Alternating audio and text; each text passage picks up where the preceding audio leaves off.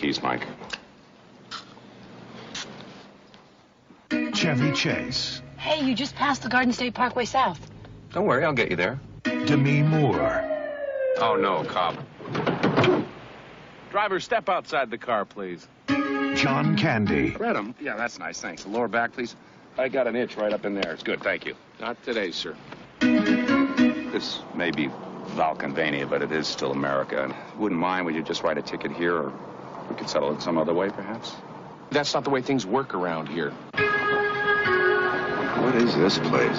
Revolving District Court for the Village and Shire of Vulcanvania is now in order. The Honorable Reeve Alvin Vulcanizer presides. Dan Aykroyd. Put out that dog rocket! Nothing but trouble. So sorry. Hey, you know, you and I ought to spend a little more time together. I'd like that. Would you? Welcome to the last resort. You look pretty this evening, sister. Doing something different with your hair? Where something's always cooking. How about a nice Hawaiian punch? We're some good friends. Okay, let's eat. Where someone's always shaken. And anything's better than house policy. What's house policy? Well, whatever man touches her's the one she keeps. What? All they wanted Oh, no, wait a minute. I just went through a damn stoplight. was a little getaway. I think the two of you'd make a perfect couple. You make this the bride. No, not in front of all these people, Your Honor. Now. All they got was nothing but trouble.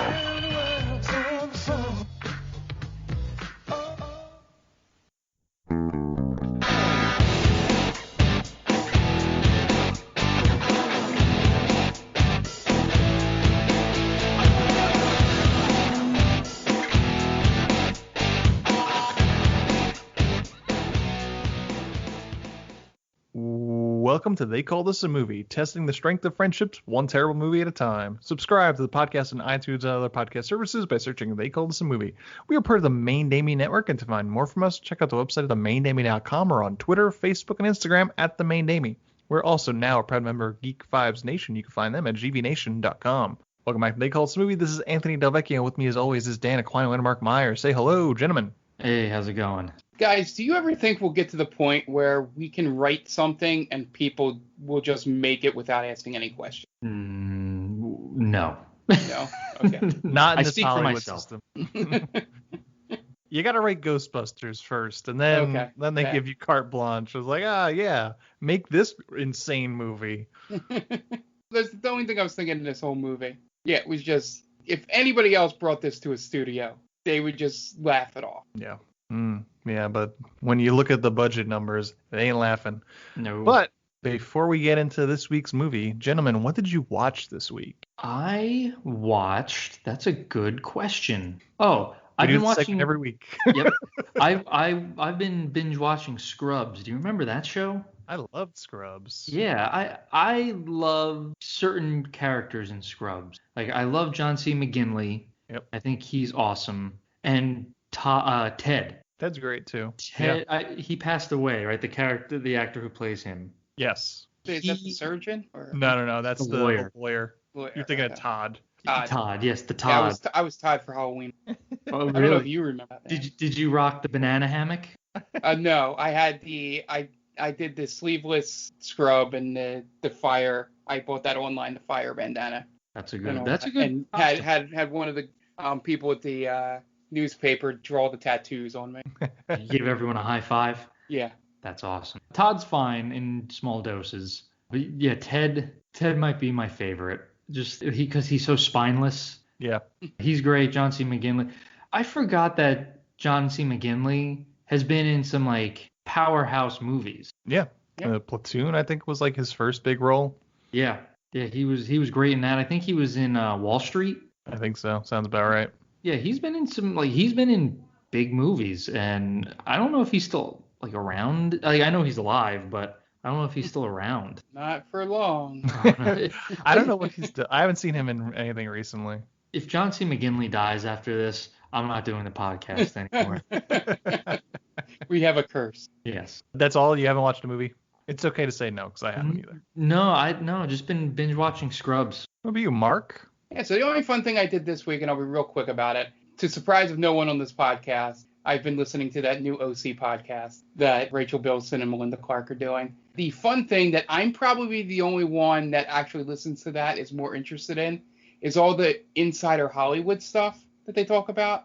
Okay. Like Josh Schwartz talks about a whole thing about pilot season and the rush to that and that whole thing and Bibles and stuff like that. And then the casting director is on the second episode and they just talk about all the casting decisions and who they brought in to audition and all that. That's the stuff I love. And then they go into the episode. I'm like, oh, okay. I've seen these a dozen times. So, but the first half of all of the 2 episodes so far have been very interesting. And if you like any of that insider stuff, it's really fascinating to, as honest as I think somebody would be as a creator talking about his first creation, Josh Schwartz was in that first episode in terms of the crunch they had to do. You know, had it late in the fall instead of the summer for pilot season. So everything was condensed and needing to get it on before the World Series and all that insider stuff. So it's pretty interesting if you're either a fan of the OC or like to hear that stuff. I've been listening to that and then rewatching the episodes as they go. Just HBO keeps my money for a little bit so I don't have to dig out the DVD. Gotcha.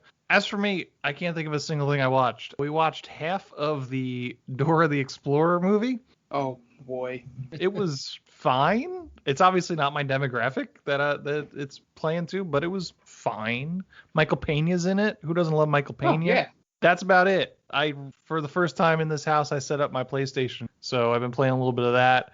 And then I'm also guesting on the Game Vault pod because of some untoward comments someone has made about all-time classic video games. So I had to actually wind up going back and playing those as well. So that's been my time, has been trying to research in order to take someone's ass to school, basically. Yeah, it'll be fun for the podcast.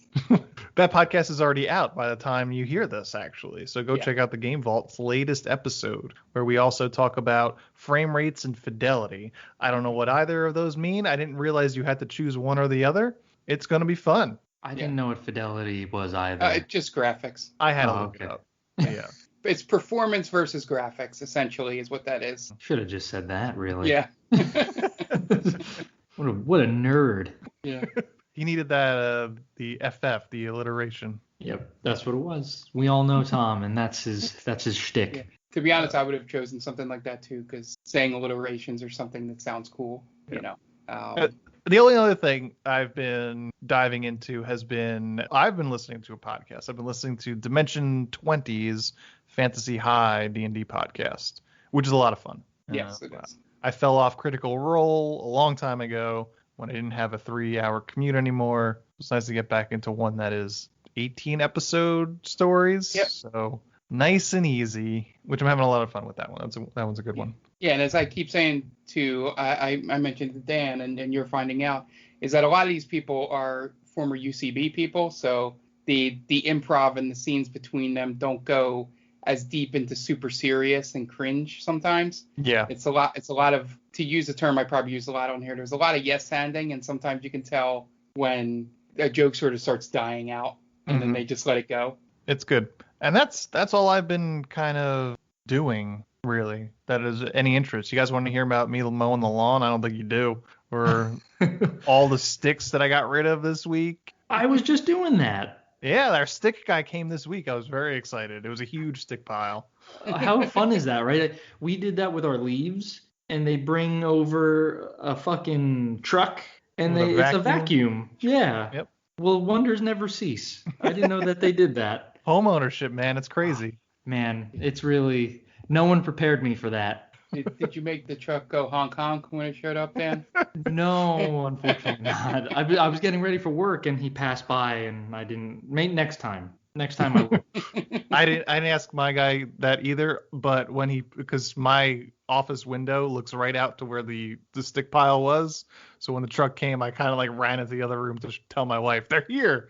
They're finally showed up. Oh my goodness, that is adorable and sad at the same time. Because it was like 2 days late. They were supposed to come on Monday, and then they didn't come until Wednesday. And I was like, oh my God, finally. Well, we've also reached like our mid-30s, so we're settling into just being like super lame white dudes now. And I kind of feel like the pandemic expedited that. Yes, big time. Like we're really into homebody stuff now. Oh yeah, and if I could stay home and clean, I would much rather do that than go anywhere. I look for excuses like, oh, I really do want to see my friend, but dishes aren't going to clean themselves. But we have a dishwasher. Nah, I'll do it. It's fine. I'll hand wash it. Yeah. I now have lawn shoes. Gotta get the New Balances, dude. That's exactly what they are. Yep, there it is. We've entered full dad mode. Yep, just without the kid. The crushing defeat of fatherhood. Oh wow. Yeah, that's so dark, but it's true. He's not wrong. Prove me wrong, guys. Prove me wrong. I guess that's all we have for our little opening. So we are going to take a quick break and listen to some ads so we can pay those bills until we go to the moon. But we'll be right back. And welcome back. Now it's time to get into this week's movie. And this week was Dan's pick. Dan, why don't you introduce this week's movie? Okay, so it was my pick, but we took a request from a good friend of ours, and they requested the movie Nothing But Trouble from 1991, which sports a pretty stellar cast, if I may say so. And I'm sure you guys would agree. Yep. Yeah. And I hate this movie. It's what people would call in the business not good. You care to elaborate? Sure. I got to reach out to our friend and let them know. And, they'll hear it on the podcast, but I want to tell them in person that they successfully found a movie where I did not laugh once. I did not crack a smile. I was dead inside while I watched this movie. Yeah. Okay. It's just, it's pitiful. That's a good word for it. It's a pitiful movie. Sure. Mark, what about you? Where are you coming from with Nothing But Trouble? So I never heard of this movie beforehand. I kept telling people I was watching Nothing to Lose, which may have been a better movie. Do not pick Nothing to Lose. Let's never figure that one out. Yeah. I won't. Yeah. So I alluded to it in the open. Yeah. It just really felt like a movie that a bunch of friends wrote, basically was. But in Dan Aykroyd's case, it feels like it was his brother came up with a story. He wrote the script and they got somebody to fund it. Is what this entire movie felt like. It was incomprehensible in terms of what they were actually going for. I have no idea what was up with Demi Moore's character at all in this movie, outside of being smoking hot early 90s Demi Moore. But yeah, and the one thing that bothered me, and this shows you how much, as you guys know me, that I didn't enjoy this movie or care too much. The whole time I wanted to know who that one character actor was that played like the foreign husband. Taylor Negron? Okay. And I was like, I know him from a lot of stuff. I'm not going to the IMDb. It's not worth it. Yeah. And the whole time I was waiting for Brian Doyle Murray to show up, and then he's in the end. So, For like everything 8 seconds. Yeah.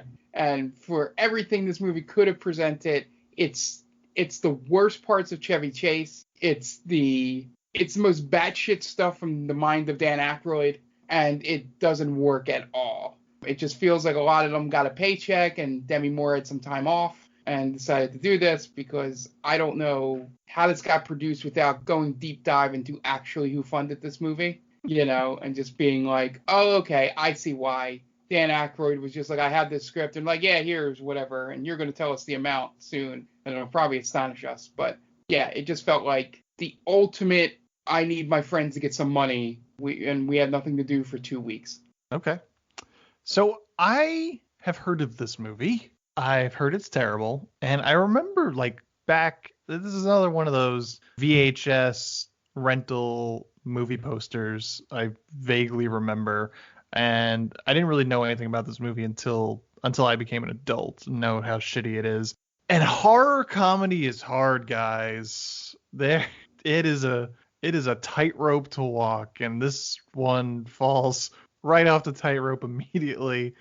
For every Shaun of the Dead and Zombieland, there is probably 1,000 Nothing But Troubles. This was a chore to sit through. I had no fun. I will give credit. The production design looks like people were having fun making things. You know, Yeah. like it seemed like the crew had a really good time on this set. That's the reason why they went over budget, because Dan Aykroyd couldn't say no. It's like it's yoga hosers is what it is. Yeah, Yeah, that's a good point. a good comparison. And it's also probably where the designs for the Bratzies came from. These sweaty diaper babies in this movie. Every time you think this movie is hit its low point, it introduces something else that makes it worse. Yeah. Whether it's Dan Aykroyd as the old man, and then introducing that he has a penis nose, and then I forgot about that. Then the bone stripper, and then John Candy in drag, and then the female cop was my least favorite. Yeah. I didn't understand that character. Like, what was going on there? What was she? Just was she a cop, or was she more? She was. So it's like everybody's related in this town apparently, because she's a cousin. She's John Candy cop's cousin. Okay. So, and John Candy is the grandson of the judge. Yeah. So man. Well, first of all, whenever Taylor Negron, however, Negron, whenever he and his sister had lines, my brain shut off. Sure. Because it might as well have just been a high pitched squeal from what I couldn't understand what they were saying. It wasn't funny. The character designs were just downright terrible, I thought. You have John Candy in drag who doesn't say a word, so it's just meant for laughs. Mm. But it would have been funnier if he spoke, I thought, as the female Eldona, right? Eldana. Yeah. Yeah. Oh man, it's kind of mean-spirited too, this movie. Like, I don't understand Chevy Chase's character. Is he a good guy? Is he a jerk? I mean, I think it's hard for Chevy Chase to show being a good guy outside of Christmas Vacation. If he's not playing Clark Griswold, he doesn't really know how to not be an asshole. Yeah, but like the beginning of the movie kind of frames him as this nice guy. He treats people. He treats the doorman well. He treats Demi Moore well. I don't know if that's because he wants to get into her pants or not, but whatever. Assuredly. Yeah, but he seems like he's an okay guy, and then all of a sudden it's like he's drag racing cops. Right. Like, where did this come from? Like, what is the point of these characters? Right. What are they? And I will say, there's only one moment from the the Brazilianaires, as they call them, that I disagree with you in terms of their words. It's when he goads Chevy Chase into racing the cop. Okay. Just for whatever, I like the energy that he brings to that moment, where you're just like, you don't have to stop. It's a local cop. Just chase him until you're out of your jurisdiction. That's when he's like, just go for it, man. Just go for it. Turn left here. Turn left here. But why? Is it because they're millionaires? Yeah, what's the point? Yeah, I don't know what the point of this movie is. Right. Yeah, it just feels like, I think a piece of this movie, not that it would make it any better or anything at all, but maybe a piece of this movie is stuck in time. Like maybe there's sort of slight cultural references of the early 90s they're making in terms of, the New York City culture or whatever that they're commenting on, but being really bad about it, that we're just not getting because we were collectively 4 to 6 years old, or however old we were when this movie came out. That's the only thing I could think of. I don't know, and you can tell me where you thought it fell off the tightrope in terms of comedy. Was it the whole shtick where he had the cigar in his mouth the entire opening, walking into the lobby, or when Demi Moore just started crying for no reason in the elevator? For whatever reason, the cigar was something that I noticed. It felt like he was doing a Letterman thing. Yeah. Like, because Letterman's an asshole. And he would have been big around, like, with the cigar around this point. Yeah, that struck me as uncomfortable for whatever reason. And then she starts crying. Like, she seems like she's trying in this movie. She's fresh off Ghost, by the way. So like Yeah. her big break was the movie before this one. So I feel bad for her in a way. But yeah, oof. I hate Chevy Chase in this. I think I don't even know who would be better in that role. Nobody. I don't know. Yeah, I don't it's think just Bill Murray. that's who I was thinking of. I don't even know if he can make this work. I think there needs to be a little more of an affable character actor in there, someone a little more likable. Like if Dan Aykroyd had leading man looks. Yeah. Yeah. Like maybe Jeff Goldblum's not a character actor, Right. but he's very affable. He's, everyone loves Jeff Goldblum. I don't know. I think Mark is right. This was kind of like pre-Adam Sandler just giving his buddies a paycheck. Like, hey, let's go to Africa for 6 weeks and you'll get some money out of it. I think that's what Dan Aykroyd was doing. Like, hey, listen, you guys got anything going on? I have a script. Why not, right? I think it's probably closer to like the Star Wars prequels where Dan Aykroyd's like, I got this great script. And the studio's like, hey, here's some money. Because we trust you because you've made classic comedies in the past. We trust you. And we're going to give you this amount of money. And we're probably not going to, we're not going to butt our noses into it too much until, we want to see a cut when you're ready. But, go nuts. And he went nuts. Yes, he did. Yeah. There was no script editor. It was like, hey, like a John Landis type or a, that was just like, hey, maybe this doesn't work. Yeah, there was no one there to say no. Yeah. There was never a movie I was more angry didn't have subtitles. Like that whole opening scene with the cigar from a person in my position was kind of incomprehensible because I couldn't really tell what Chevy Chase was saying sometimes in there. But yeah, just some of the stuff from Aykroyd's judge character I couldn't really understand. So again, the fact that you guys didn't laugh or catch anything with that means I didn't miss anything. Oh yeah, it's not funny at all. I can tell you No. one thing: if this is supposed to be a comedy, strike 36. This was terrible. There was nothing landed. Nothing. No. Yeah. I checked out as soon as the big reveal of Aykroyd as the judge. I pretty much checked out of this movie. I'm like, that's so stupid. He looks awful. He acts way over the top, and it's not funny. Like he does like a hula. Right? He does like a little hula dance.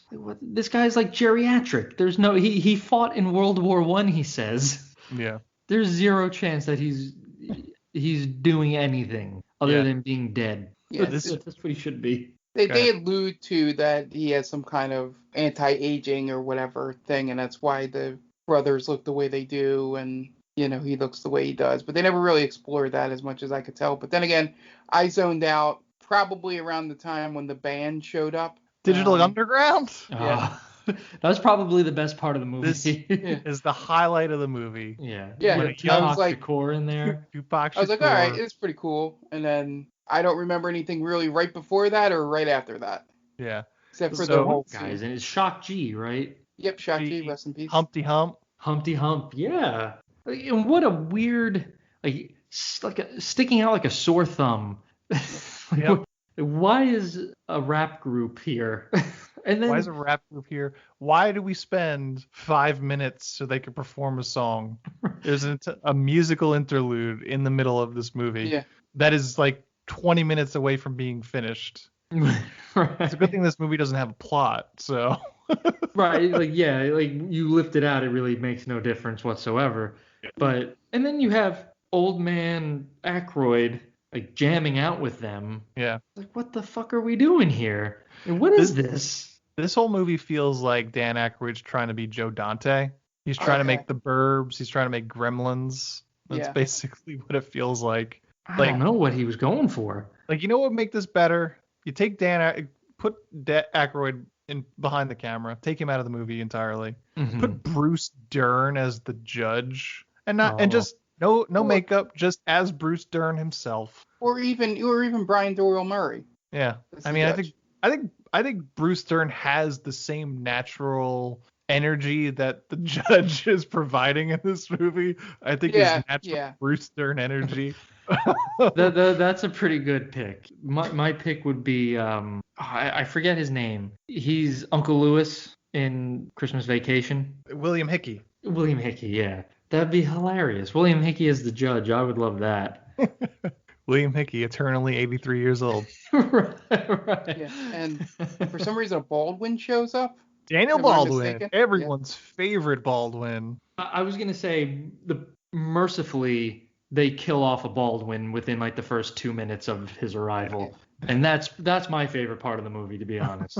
So, Nothing But Trouble from 1991, directed by Dan Aykroyd, who may have done a couple of movies you've heard of, but he didn't direct any other movies you've heard of because this was his only directorial effort. Probably Luckily. smart. Yeah. Stars: Chevy Chase, Demi Moore, Dan Aykroyd, John Candy, Valerie Bromfield, Taylor Negron, Bertillo Damas, Raymond J. Barry, Brian Doyle Murray, John Wesley, Peter Aykroyd, and Daniel Baldwin, with special appearance by the Digital Underground. IMDb score 5.2. Rotten Tomatoes score 13%.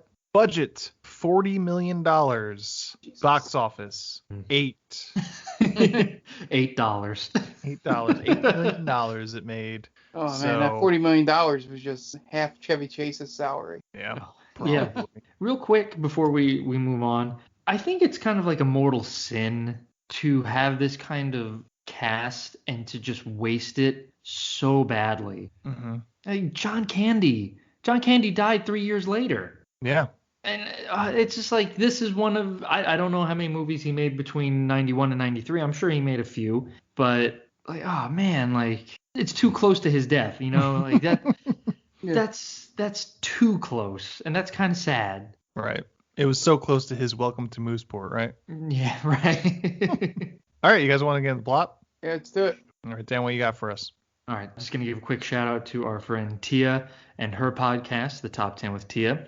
So that's a weekly podcast where Tia and her co-host, Brittany, get together and they discuss top 10 lists. So go check them out. Go give them a follow. You could follow her at TC_Stark on Twitter. And she is also the head writer for Geek Vibes Nation, with whom we are affiliated with. So again, go check her out. Give her a follow. Okay, great. And we are going to take a break, and you are going to listen to some messages from friends of the podcast. So we will be right back. Hey, this is Ken M. Padawan J. Coach Duffy from the Ocho Duro Parlay Hour podcast. Every week, the ODPH is talking sports, movies, TV, comics, and more. It's always a parlay of topics on each episode. You can find the ODPH on Apple Podcasts, Google Podcasts, iHeartRadio, Spotify, Stitcher, Podbean, and wherever you find great podcasts, such as the one you're listening to right now.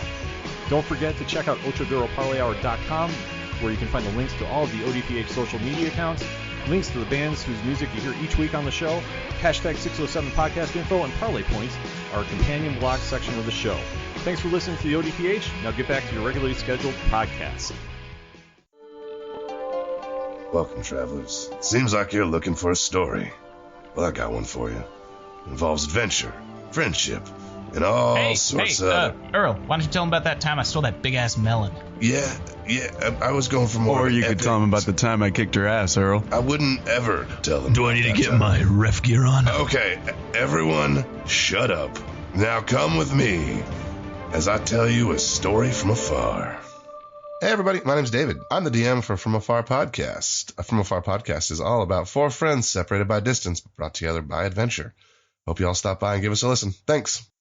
And welcome back. And now it's time to get into the plot for Nothing But Trouble. We open on shots of the New York City skyline as credits roll, set to The Good Life by Ray Charles, playing lots of shots of the World Trade Center. Just like to point that out. Yeah. We settle upon a fancy New York apartment building as a doorman opens the door to a cab to let Chevy Chase out. Chase, doing some sort of David Letterman thing with a huge cigar sticking out of his mouth, he's playing Chris Thorne, a financial advisor / columnist that has his own financial periodical. So, an asshole, basically. I don't know why there's so much made about how he's not a financial advisor. He's in financial publishing. It's such a thing that's made such a big thing about it, and it just falls so completely flat like the rest of this movie. He's not a banker. Yeah, but doesn't matter to Dan Aykroyd anyway.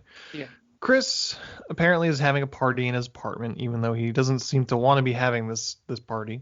As he waits for an elevator, he comes across Diane Lightson, a neighbor with a couple of dogs, played by Demi Moore. Oh, she had a name. I didn't even realize that. She does. Diane. He tries to start small talk with her, and she immediately starts to sob uncontrollably in the elevator. She notices a manila folder with someone's name on it and a reference to some sort of land deal. So she freaks out and grabs it and storms off the elevator, leaving him with her espresso maker. She goes to her apartment and tries to call up the firm behind the land deal. And we find out that she's not only the lawyer for the guy that's name was on the folder, but also possibly an ex. She can't get a hold of him, and he's in Atlantic City. So she goes down to Chris's apartment and talks to him about the guy on the folder, Howard Luntz. She asks him if he's going to meet over the land deal. He says he doesn't plan to, so she says, let me borrow your car and drive down to Atlantic City. Again, they just met 5 minutes ago. Yeah. But, it's New York. Things like this happen. And you guys she's work hot. there, You drove random strangers' cars while you were in New York all the time, right? Yeah. Sure. Again, several good-looking women would always approach me in Manhattan. Like, I need to borrow your mode of transportation. Like, well, yeah, absolutely, young lady. Here's my bus pass. Right. And I don't know if you've already mentioned them, but they were brother-sister? I thought they were husband-wife. They're brother-sister, yep. Okay. I don't know what joke we were missing. Well, we're missing a lot of jokes in this movie, total. But the whole fact of them just jumping into conversations, I don't know what that was supposed to be like a reference to. I think they're just being annoying. I think that's the joke. I think one of the stereotypes is Brazilian people are clingy. Is that what it is? I don't know. I don't know. Those Brazilians. So he reconsiders and says that maybe he'll go down there with her and he could drive her. Then a couple of Brazilian millionaires that they call Brazilianaires invite themselves on the trip too. And then Diane leaves, and in the morning, a hungover Chris goes into the parking lot. He tells his doorman to tell Diane that he's sick and he can't go on with her, and he'll let her take the car. But then she steps off the elevator, and both he and the doorman ogle her, and he immediately changes his mind and decides to drive her down. Chevy Chase is 19 years older than her, by the way. And this was at the point where Chevy Chase was still bagging, like, smoking hot ladies when, like, realistically, I don't think at this point in his career, Chevy Chase was going to be getting that. We all know how much of a jerk he was. Yeah. So I think this was kind of written in to help him, like, like your ego, we're helping your ego out here. Like, of course you could get Demi Moore. Why wouldn't you? Yeah. I think he's almost 50 at this point too. Wow, really? Chase. I think he was born in 1942. Let me investigate. Yeah, and the whole point of this is at no point, not that I was expecting it from this, but I don't see any reason outside of the very end or near the very end that she would want anything to do with him, right? Short of just needing his car. Mm-hmm. Like the falling in love part, like there's never really a moment that occurs outside of him saving her life. She all of a sudden, like, she has this weird character arc where she's, she wants to drive down to Atlantic City to give this guy a piece of her mind, and then she gets like super horny for Chevy Chase out of nowhere. Yep. They don't share a connection. Nope. He just slings platitudes at her about, plenty of people fall for the wrong guy and a right guy is going to come along and, you're too good for him anyway, blah, blah, blah. And then she just makes out with him. Yeah. And that's another thing. I got so tired so quickly of like the quips from Chevy Chase, his little smart antic remarks. Usually, I mean, that's his shtick. He's very fast with his remarks in his movies. And here, I don't think it's his fault. I think it's the writing. Yeah. Here, his comebacks are just really they're not well written, and they don't land. Yeah. A lot of them are just like super mean spirited. Yeah. I think there's a tone problem too. I think overall this movie has a tone problem, and I think that's part of it.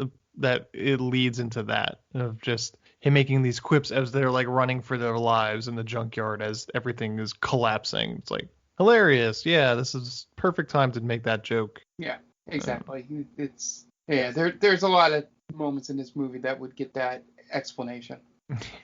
So just as they're about to leave the garage, the Brazilians show up ready to go on the trip. So then they're off on the beautiful New Jersey Turnpike, which looks like it hasn't changed in 30 years. The Brazilians announced that they plan a surprise picnic and they would like to stop somewhere a little more scenic than the New Jersey Turnpike. While Chris protests, Diane finds a magical road that crosses the Delaware into Pennsylvania and then crosses back without taking them out of their way too much, which might be the Northeast extension. I'm not sure. So they go off the New Jersey Turnpike and wind up in the Pennsylvania countryside. And they come into the village of Valkenvania. And it's a rundown town with bikers and lower income people sitting on their porch. This was actually the same set used for the film High Noon. Valkenvania was modeled after Centralia. A hint on the mine fire that's going on underneath. While in town, Chris makes a turn without stopping at a stop sign, and it gets the attention of a local police cruiser who's in pursuit. As the cop pursues, Fausto, the Brazilian, goads Chris into not stopping, saying he's a provincial cop and that Chris could outrun him in his BMW. What Chris doesn't expect is the cop has a little extra power in the cruiser and is able to keep pace, and also has the ability to create detours with a flick of a switch. He's got the nitro. Yeah. It's like, is that Black Sheep? Yeah. The nitro boosters. The nitro boosters and Fast and Furious, right? If I'm not mistaken. The early version of Nas. The Nas, yeah. Just flick the switch. That's the first thing I thought of. Was like Vin Diesel in Nothing But Trouble. Yeah. This whole thing felt like this whole chase sequence was just people in a room going, all right, what kind of crazy things could he have that he could control with the car? No need to explain how he can control all these things. It's just old style dials. Just say, magic. It's like the Batmobile. By people in a room, you mean Dan Aykroyd talking to himself. Right? And Peter Aykroyd, apparently, right? That's his brother. Yeah. Because his brother's got a story by credit. Yeah. What was the movie with Hulk Hogan? No Holds Barred, right? Yeah. Mm-hmm. With him and Vince McMahon just holed up in a hotel room doing for 72 hours. A mountain of cocaine. Yeah. Do you think Dan Aykroyd and his brother just did something similar? The Crystal Skull vodka. You're right. Just getting fucking blitzed. And then I dress up as an old man with no nose on. No, it's hilarious. I mean, if Chevy was in that room, you know there'd be coke. Oh, copious amounts. Yeah, just for Chevy. Right. Get your own cocaine. All those drugs in that one scene with the Baldwin is all just Chevy's drugs. Right. Yeah. He was the prop department that day. Oh, I got coke in the car. Yeah, don't worry, I got you guys. That scene drove me nuts because he keeps mentioning poppers and Weezers and pills, and he just keeps saying it over and over again. Like, oh my Grinders. God. Grinders, yes. Yeah. Isn't that a sandwich? A grinder? Yeah. I think he means like, I was picturing like something you would grind like marijuana down to smoke, to put into something and smoke.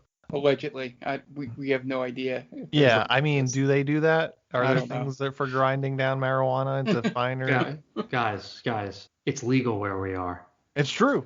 It's okay to do this. Oh, not you, Mark. You're on the wrong side of the line, my friend.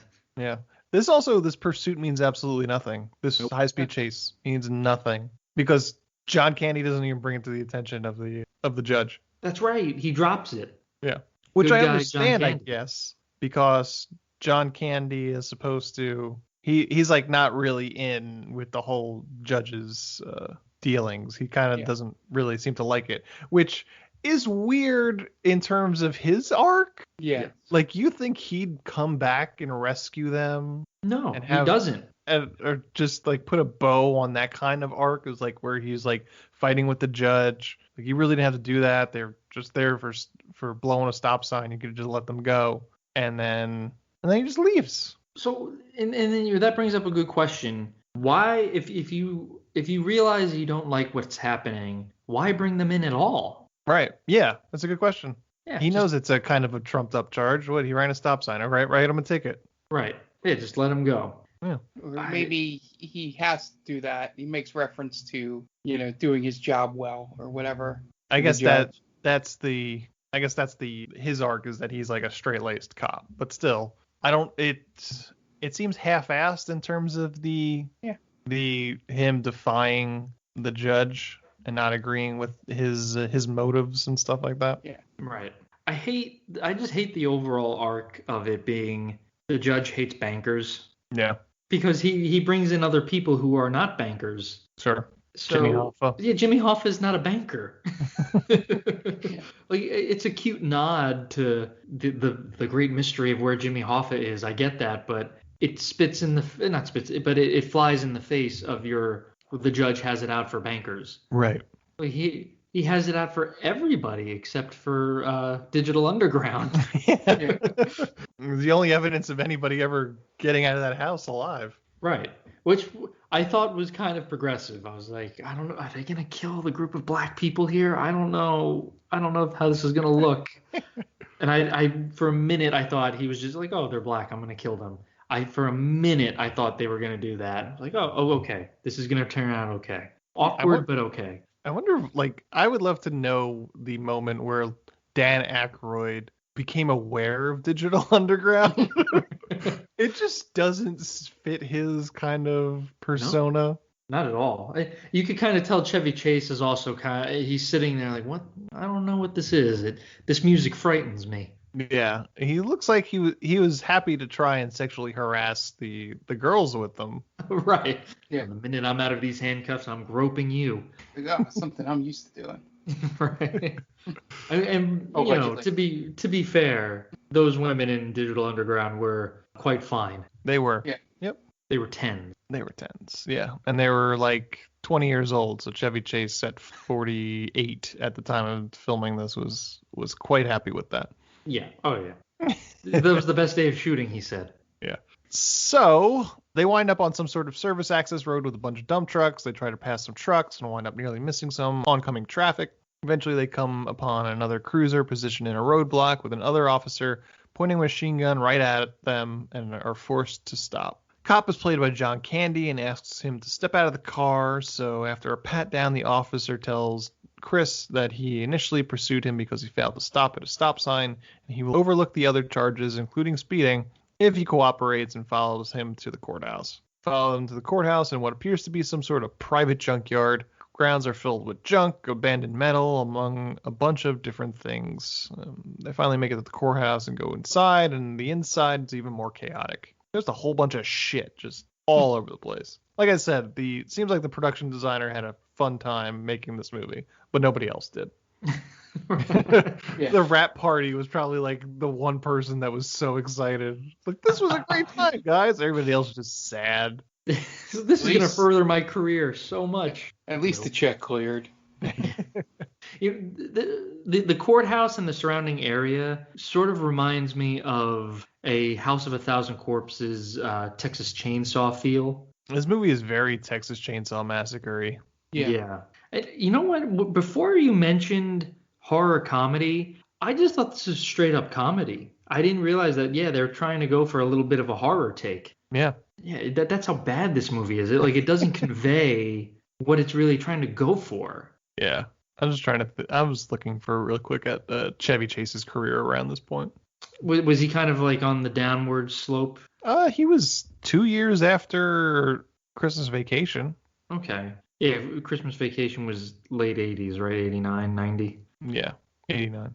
89. Yeah. So Memoirs of Invisible Man came out the next year. Probably not great. No. I've never heard of that movie. Yeah, I don't know. I think, to me, Chase kind of phoned it in this one. Mm-hmm. Like, Aykroyd is giving it his best. Demi's giving it her best. Or, like, she's trying. Yeah. Aykroyd's really trying. And Chevy's just kind of running through the motions. Yeah. Yeah, he's like, I get to kiss Demi Moore? Awesome. Sign me up. Right. Well, at this point, I don't think Demi Moore was how we think of Demi Moore now. It was she came off part of the Brat Pack, man. So what was it? She started was she in 16 Candles or no? Yeah, St. Elmo's Fire. St. Elmo's Fire, that's what it was. So, okay. Yeah, so she had a few films under her belt then. Okay. I mean, her big one was Ghost. It was before this. Right. But she wasn't like, in Ghost, she wasn't sexy, was she? I mean, she's a grieving woman. That's not. I mean, there's the whole pottery scene. Sure, but that's the one scene, and it's really super corny. I mean, I'm not Ghost's prime demographic, but I'm assuming that some women were jilling off in the theaters to that scene. Well, that's more Patrick Swayze. Well, sure. I mean, who hasn't? Right. We're just red-blooded Americans over here. Yeah, I don't know. I didn't think Demi Moore had reached that level of sex icon yet, you know? I mean, this was pre-Indecent Proposal and Disclosure, sure. Yeah. But there was Ghost, We're No Angels, The Seventh Sign, Wisdom, One About Crazy Last Summer, Night. About Last Night, Sam Elmo's Fire, Blame It on Rio. Blame It on Rio. That was the other one I was trying to think of. I've never seen those movies, so I'm not sure. I'm not sure what her sex appeal in those movies was. This is before she's fucking older men, so maybe she would like in Indecent Proposal and Disclosure specifically. Well, wait, Indecent Proposal is with Robert Redford? Yeah, I mean I'd fuck Robert Redford too. Sure. Yeah, I mean for $1 million, aged, right? He's aged perfectly fine. Yeah. Yeah, this was the movie. This was the year right before she had the 3 straight breakouts. Okay. With A Few Good Men, Indecent Proposal, and Disclosure. Yeah. You know, back to back to back. Then The Scarlet Letter, and then she becomes Demi Moore from there. You know. She blossoms into Demi Moore. You know, at that point, she's married to Bruce Willis, right? Yeah. G.I. Jane. Oh, G.I. Jane. Okay, so again, she's good in this. But I think this, to me, it was kind of like, oh, this is where she's starting to really blossom as, like we were saying, Demi Moore. Yeah. She's just lucky she had a career after this. Yeah, that's a good point. Because this was a movie that should have killed some careers. Yeah. It killed Dan Aykroyd's directing career, that's for sure. Nothing really lost there. So the house looks like an old house, but there's also a courtroom in it. John Candy calls upon the justice of the peace, Judge Valkenheiser, and some fanfare plays as the judge pops up in some sort of automated chair from below the floor. The judge presides, looks over the IDs, and while Diane tries to flatter the judge, Chris acts like a dick, then randomly tries to light up a cigar in the middle of the proceedings for no reason. So the judge decides they need to be held on to for a while until the next afternoon. They fall through a trapdoor and land on a pile of stuffed animals, I guess. Yeah, I don't know. It's like Beanie Babies almost. I don't know. And down in the weird holding cell, they all fight, and Diane punches Chris right in the face, as we all wanted to do once in our life, is to punch Chevy Chase. Yes. If I had a genie, that would be one of my wishes. I want to punch punch Chevy Chase just once. Well, all right. So Chevy Chase now, or Chevy Chase like in the 90s? I'll say if I have the option to punch Nothing But Trouble era Chevy Chase, that would be I don't want people to be up in arms on me punching out an octogenarian. Right. Yeah, I don't want to punch old man Chase here, just possibly kill him. I mean, but though he does kind of deserve it as Pierce in Community. Oh, that's a good point.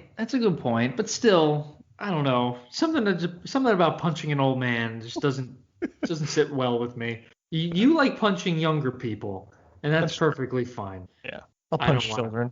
I'm okay with it. Yeah. Right. That's your thing, and you know what? We're not here to judge. I just don't want to punch an old man. All right. Well, these are the rules that you've decided to live your life by. I'll never know the joy of punching a young person. Meanwhile, the officer, Dennis, and the judge argue over the treatment of the 4 of them. Later, a bunch of drunks speed down the highway and wind up getting pulled over by Dennis. They get brought before by the judge, and he confiscates their drugs. Meanwhile, they're besides themselves laughing at everything the judge says, including when he mentions that he's going to put them to death. So he activates a conveyor belt, which drags the drunks and their girls outside into a roller coaster called the Bone Stripper, which does exactly that. One of these drunks also being played by Daniel Baldwin, everyone's favorite Baldwin. The roller coaster leads to some sort of meat grinder, which then spits out the bones at the other end. Meanwhile, the female cop comes to the holding cell to bring Chris, Diane, and the other 2 up for supper. They sit at a long table in a shockingly nice dining room. The judge comes down in his chair suspended from the ceiling, and he passes around a can of Hawaiian punch for all of them to drink, and then ants on the log, too, as an appetizer. And then John Candy and Drag comes down, and the judge introduces her as his granddaughter, Eldona. And Dennis is her brother, so I guess I missed that Dennis was related to the judge, but I suppose it makes sense. The judge says she's a hell of a mechanic. I made the connection. Maybe it was later than this. Maybe I zoned out and missed it. But when he said that he's been working for the judge since he was 8 years old, at one point I was like, well, this is either a child labor situation or they're all the same family here. Gotcha. I think I missed that part. And they all joke about how Chris and Eldana would become a perfect couple. And then Eldana goes to prepare the meal. Chris mentions how the judge has a lot of steel on his property and he should sell it to the Japanese to make Toyotas. The judge flips out about the suggestion and he talks about back during World War I, a banker conned his grandfather into parsing out the land to strip the property of coal in exchange for stocks that wound up being worthless and basically caused that mine fire that is still burning to this day. And then dinner is served, grotesque, gray-looking, quote-unquote hot dogs, which is the bone stripper making these hot dogs? The cannibalism possibility was never brought up in this movie? I'm pretty sure. Yeah, I would be, but I would go out on a limb and say that that's a possibility. Sure. Right. That's Daniel Baldwin they're all about to chow down on. Yeah, that makes me feel better. And there's also a model train on the table that passes around the condiments, and the judge eats while everyone else just watches. There's one thing about I hate when movies are just trying to be gross. Mm-hmm. Like when people just eat and they're very greasy when they eat. It just gets all over. Ugh. Yeah, like the mustard's all over them and like stuff is squirting out. Yeah, it's not. I get what they're going for, right? They're going for the gross out factor, but it's not really. I don't know. It adds nothing to the movie. Mm-hmm. Like we know these characters are gross. We can see that. Yeah. They're pretty much inbred. So yeah, I don't really need to know that they also eat disgustingly. And then the ground shakes, and the judge mentions that it's an underground mine fire that's been burning for decades. Eventually, Fausto flips out and decides it's time for him and his sister to leave. So the female cop holds an Uzi to them, so they decide to jump out the window and run away. Cops chase after them, and Chris and Diane try to make their own escape, but the judge manages to bar the door, and Eldana grabs them both by the neck and locks them in a bedroom. Fausto and his sister have to wade through a disgusting moat as the female cop chases after them with some dogs. As they get to the other side of the moat, Dennis is there with a gun to retrieve them, but after some discussion and some bribery, he decides that he's going to help them get out of there. And in the bedroom, Chris talks to Diane about how she shouldn't worry about picking the wrong guy because it happens to everyone and she'll find the right guy eventually, and she's too good for that guy. So then she makes out with him until she decides that she can't because he is nothing but trouble. And that's the name of the movie. Hey. They did it. Yeah. And maybe we've driven this into the ground, but the sheer fact that Chevy Chase delivers these lines and still sounds extremely creepy when he's probably not supposed to be that way. Sure. Yeah. Again, he's almost 50 in this movie. Yeah. There's nothing sincere about him in this movie, really. Yeah. I don't think there's been anything ever sincere from him, right? There is sincerity in the vacation movies. Yeah, like maybe early on in his career there was some sincerity, but he got too big and all of that really kind of flew out the window. Yeah. Like he's still doing his character from Caddyshack, really. Sure. I think that's a good comparison. As they sleep, Chris spoons Diane, which someone watches from the other side of a portrait, so they set off a contraption that spins the bed really fast. And then the bedroom door opens up, and Chris and Diane try to manage an escape. They walk out into the hallway and find a series of ridiculous rooms, including a room full of dolls, a room full of bats, and then a headstone. And then the wall starts closing in on them and nearly crushes them to death. Before it can, Chris manages to break open the last door and pull Diane inside. They find a stairway that leads to an attic. As they stumble inside, a safe rolls down a track and blocks the door they came in. As they inspect the room, they see the walls covered in a century's worth of newspaper clippings about missing persons, each in an ID to go with them. So basically, they're killing all these people, including Jimmy Hoffa, an ex-Nazi scientist, and a bunch of bankers. And someone flips a switch and a doorway opens to reveal a slide. We never actually get to find out officially who is doing all this, right? I'm assuming it's the granddaughter. Right. I think it's John Candy. So this is what I can't figure out is why they're doing it, what the motivation is, because it could be either of them. If it's to get them crushed by that wall, then it's probably Eldana, right? Yeah. But if it's someone that's actually trying to help them, then it's John Candy. But I can't tell what they're trying to accomplish with these switches. That's a good point. For some reason, I thought it was John Candy trying to help them escape, but they never really escape. Yeah, and I thought it was Eldana because she caught them in bed together, so she got jealous. Right. Yep. Oh, that's a the good motivation. one. But the hand that's working it has like a blue sleeve that looks like a cop's uniform. And I think you hear John Candy's like voiceover, like "Good luck, Slick." Yeah. That's what. Yep, And I was like, you oh, do. it's John Candy. So I don't know, but it could go either way. Mm-hmm. Because this movie sucks. Once again, because he doesn't come back to help them at the end. No. Yeah. Wait, where does he go? He goes down to Brazil. Oh, he does. Yeah. Oh, so he just fucks off and leaves. Yeah, he leaves with Fausto and his sister. He winds up fucking Fausto's sister. She calls him her lover, and he becomes like their head of security. I didn't know that. Did I miss that? I must have. Not watched the rest of the movie? No, I saw the entire thing. I thought. You must have not. It's like the very end. It's like one of the 3 endings. Oh no! I stopped as soon as Chevy Chase did that outlandishly cartoonish running through the wall. Well, that's the end. Yes. And I think it happens in between when they get on the train and when they get to the cops. I think there's a scene in between there. Oh, yeah, okay. I think so. Yeah. God, that ending. And that's just another, like, that's a super phoned in ending. Yep. With Chevy Chase saying, no, you won't. Like, oh, that's what you ended on? With him saying, no, you won't. That's not funny. That's a great ADR line. Yeah. Oh, definitely. Definitely. God damn it, this movie. God damn it. I desperately want to try to like say something funny about this, and there's just nothing. Yeah. So someone flips a switch and the doorway opens to reveal a slide. So they go down it and it winds up getting split up. Diane goes down one slide while Chris goes down another. Diane falls down into the dirt outside while Chris gets stuck in the slide and winds up behind the wall to the judge's room, which he can see in and watches as the judge gets ready for bed, including taking off his hair and his nose, which is a penis. Yes. I did forget to put that in my notes. There's several shots where his nose is obviously a penis, but it's not always though, which is also weird. So now wait a minute. It's made of a penis, or it just looks like a penis? Well, I mean, you'll have to ask Dan Aykroyd, but it looks like a penis. Okay. Wow, that's so dumb. Yeah. So Diane winds up in some sort of junkyard. She finds the BMW, which has been stripped. She tries to call 911 on the sat phone, but the 911 doesn't work on the sat phone. Then she hears voices coming from a part of the junkyard and goes to investigate. And she comes across giant diaper babies, 2 mutated looking, almost bratwurst looking man babies wearing only diapers and the intelligence of developmentally challenged toddlers. And they're just fucking sweaty. It's like Tweedledee and Tweedledum, essentially, right? Yeah. Yep. Ah, God. Another thing that really doesn't need to be in this movie. Nope.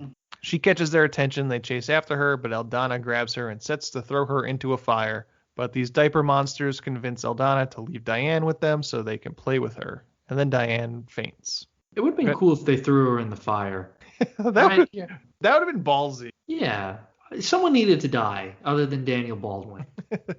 And he definitely needed to die. Oh, yeah. It's foregone conclusion. That deserved to happen, but yeah. I wonder if was Daniel Baldwin, like, other than having the last name, obviously, I wonder if he had been in anything semi-noteworthy and tried to convince Dan Aykroyd to not kill off his character. Like, I think there was potential here, Dan. Like, no, you're dying. I will hear nothing but you dying in this movie. I'm writing this specifically so you die, with you in mind. You're perfect for this role. Yeah. He was born on the 4th of July at this point. That's Tom Cruise, right? And as vet number 1. Oh, okay. So, there you go. I mean, that's a pretty big movie, I'd say. Yeah. And again, just the pedigree obviously lends itself. But I think there needed to be a higher body count other than Daniel Baldwin. Sure. As the judge sleeps, the female cop jumps on the radio to announce she's bringing in a couple of speeders to see the judge. And for some reason, it's the Digital Underground in a hearse, no less. The judge goes down to preside over the court in his automated chair, and Chris stumbles out of the hole in the wall of the judge's bedroom. He searches for the room for a weapon and fails to see the judge come back up, and they have a fight. The judge pulls a blade on Chris, and Chris only has some bones to protect them.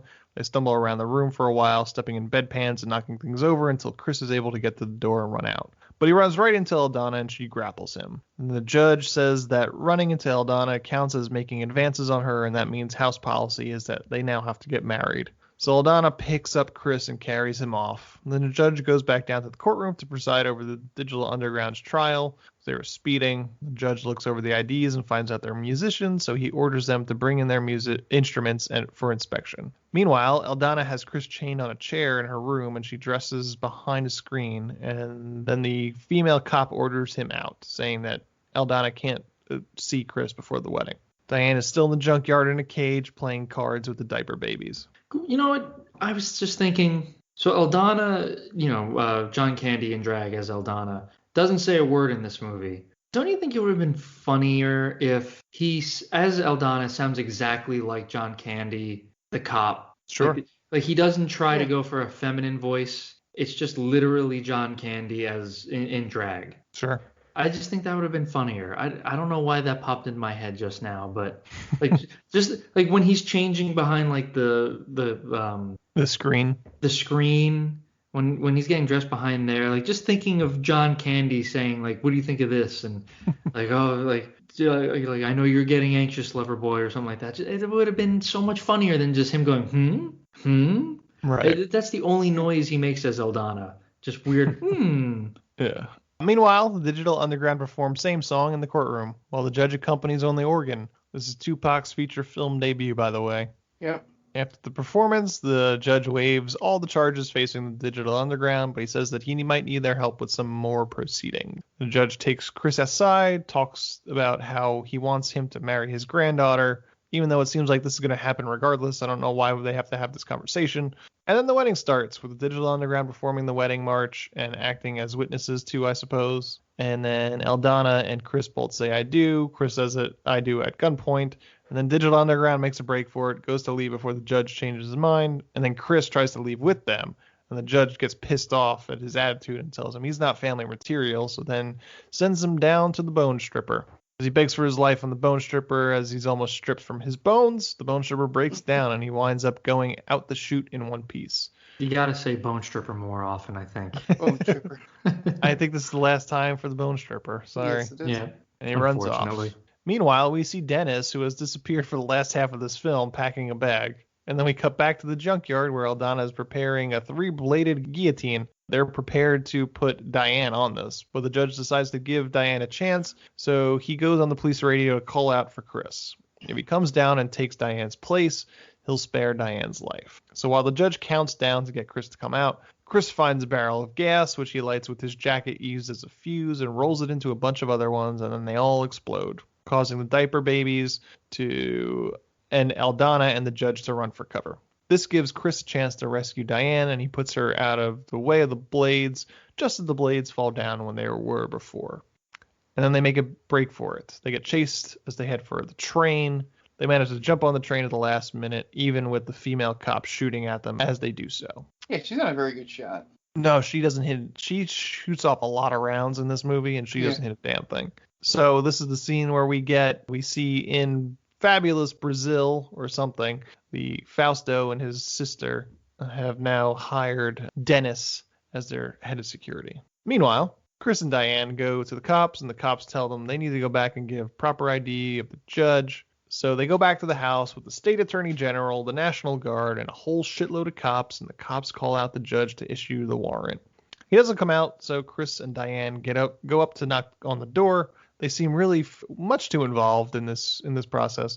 And when he comes out to the door, he pretends he doesn't know who they are. But all the cops know the judge, and they're all real friendly-like. So the attorney general basically says that they like the judge's way of doing things, but they can't admit to it. So they're threatened by Chris and Diane knowing all this. So they need to do something about it. And just then the mind fire erupts, and the house starts to collapse. Hey, Cap. Yeah. And I was thinking to myself, there are some cops there, and I know for a fact some of them would not play along with that. There's basically what I'm saying is like there's like the black cops are there. Like we're not playing along with this like weird inbred shit. Like that's all you guys. We're not touching that. It is weird that the state attorney general is in on it. Yeah, like why would they be in on it? It makes no sense. That's like weird, creepy shit. Yeah. They wouldn't have fallen for that. Like if it was like localized, like they wound up at the local police station, I Yeah. could see it because they're all probably related. But yeah, now that you're getting like elected officials involved on a state level, it's like, okay, this is a little unbelievable. Right. There are giant diaper babies in this movie. That giant diaper baby sounds like such a weird euphemism. Great band name though. Yes, that's our D&D name. Giant diaper babies. So everyone runs for it, and Chris finds his BMW, which he's able to start because he knows there's a fuel shutoff switch that is part of the security system. They drive back to New York with a half-stripped BMW as the house collapses. Back in his apartment, Chris awakens from a nightmare that he was having while taking a nap, and Diane is there to assure him that he's okay. So this is like second ending, basically. This is Lord of the Rings, basically. So they... I guess it's almost 3, right? The first is when they first leave the house. Yeah. And then the second one is when they come back to the house. Yes. And then the third one is now in New York, right? Yes. So he wakes up from a nightmare, and she assures him that it's all okay, and she's going to go take a shower. So he decides to watch TV and catches a news report of the mine fire. And the news interviews the judge and says he's going to move in with his new grandson-in-law in New York City. So Chris runs through the wall like Wile E. Coyote. It might be my least favorite ending I've ever seen in a movie. Yep. And that's the last image we see of this movie. That's the end of Nothing But Trouble. What a piece of shit. It's a really bad movie. Yeah. Again, we have to talk to our friend and just like let him know that, don't recommend movies anymore, man. Thanks for ruining our week. Right. Well, listen, obviously the whole point of this podcast is to review bad movies. Yeah. We try to have fun with them. Like we don't purposely try to torture ourselves. Like sometimes it's unavoidable because we might find a movie like, oh, this looks like fun, and it just turns out to be a big slog fest. But this one, oh man, like we were told it was bad, and it's bad. Yeah, we didn't know how bad. Right. There should be a warning on this movie, like a Surgeon General. Hey, proceed at your own caution, man, because this movie is a piece of shit. There's a warning. It says directed by Dan Aykroyd. Yeah. Well, hey, I mean, Dan Aykroyd's a funny guy. And it's a good cast. It's a very good cast. John Candy's hilarious. Not in this. No. But Chevy Chase is funny. As much as he's an asshole, he has been funny. Sure. Yeah. I mean, you can't hold it against him that he's a huge asshole. Well, you can. You can. But Yeah. that doesn't mean but you got to begrudgingly also say, okay, he has been funny. Right. Right. Yeah. You got to give we got to give him his due. Yeah. But yeah. Wow. Just like he's not trying in it. Aykroyd's over trying. Demi Moore's doing her best. The Brazilian brother and sister they might as well have just been speaking Portuguese because I couldn't understand a word they were saying. I didn't care what they were saying. I hated them. I hated the diaper babies. I hated this movie. I hate everything. Yeah. It's so weird that they escaped too, right? Yeah. The Brazilians. Why? Shouldn't they have died somehow? Yeah, they should have been ran down by the dogs. Or they come back with the National Guard. But I mean, I guess because of their characteristics, they're very selfish. Yeah. Yeah. So all right, I get them not coming back, but they definitely should have died. Right. Like you set it up for them to die. Yeah. But like if they come back with the National Guard, you could play into the part where they mention that they have diplomatic immunity. Right. I remember that. Yeah, but I don't know. That's a wasted opportunity, I think, right? Yeah. I think this whole movie's a wasted opportunity. Well, it's a waste of talent, for sure. Yeah. As been saying, it's just, goddamn, man. Yeah. Again, I didn't laugh. I didn't even smile. Nope. I feel like I really could have. I probably smiled more at, like, Schindler's List. Or at least there was there's a couple points in Schindler's List where like, oh man, there's like some humanity there. It makes me smile. This is nothing. Yep. No humanity in this movie. No. Nope. It's just abandon all hope, ye who watch this movie. All right. That's all I have to say about this piece of shit movie. You guys want to plug your shit? Mark, did you have anything left to say? I don't know if I. Nope. Nope. It's been summed up. All right. So my personal Twitter at DAquino122. I also tweet from Stranger Damies, our Real Play D&D podcast. So if you're looking for where to listen or where we stream, just check out that Twitter account and you'll get all the info there. And yeah, that's it for me. Yeah. So as you mentioned, our D&D podcast, Stranger Damies, there's episodes every other Wednesday. Most importantly, we've switched to basically streaming, which is the main way people have been catching us. So we do stream a full session, about 2 to 3 hours, every other Friday at 8 p.m. So be sure to check that out. And then you can follow us on Instagram and Twitter at Stranger Damies. And then the streaming all takes place on twitch.tv/GameVaultPod. And the Game Vault podcast is our gaming podcast that airs every other Monday. As Ant said, he will be a guest on one coming up, so be sure to check that out. You can follow that at Game Vault Pod on all social medias. And yeah, we also stream about 5 days a week. Every Wednesday is Apex After Dark. Thursday is my Paper Mario streams. Friday is Stranger Damies every other week. Saturday, Jen does something, whether it's Dead by Daylight or Monster Hunter Rise. Dan is on Sunday with Dan of the Wild. And then Tom picks up on Mondays with retro streams, either our Retro Roulette or a game that he has been playing. And Dan sometimes chips in on Thursday before I go to play some more Dan of the Wild. So just variety. If you like something, you'll probably be able to find it on our channel. So that's, once again, twitch.tv/GameVaultPod. And that's going to wrap us up. We are They Called Us a Movie. You can find us on Spreaker just by searching They Called Us a Movie. And that feeds into all your favorite podcast streaming apps. So that's iTunes, Stitcher, Spotify, wherever you get your podcasts. Just look for They Called Us a Movie, and we will pop right up. We are the maindamien.com main website where you can find all our shows, articles, and whatever the fuck else we post. And that's also our socials. That's the Main Damie is our socials for Facebook, Instagram, and Twitter. However, we now have a TikTok where you can find us at specifically They Called This a Movie. So search for They Called This a Movie on TikTok. It'll pop right up. We just started, but we would love your follows on there. And we are also a proud member of Geek Vibes Nation. You can find them at gvnation.com and on all socials and all podcast streaming apps just by searching Geek Vibes Nation. Bunch of great shows, not just us, bunch of shows that are geared towards geeks. So if you're into geek stuff, surely you are going to find a show for you. That's going to wrap it up. The director of Nothing But Trouble is Dan Aykroyd. So for Dan Aquino and Mark Myers, this is Anthony Del Vecchio telling Dan Aquino, telling Dan Aykroyd, well, you certainly made a movie, didn't you?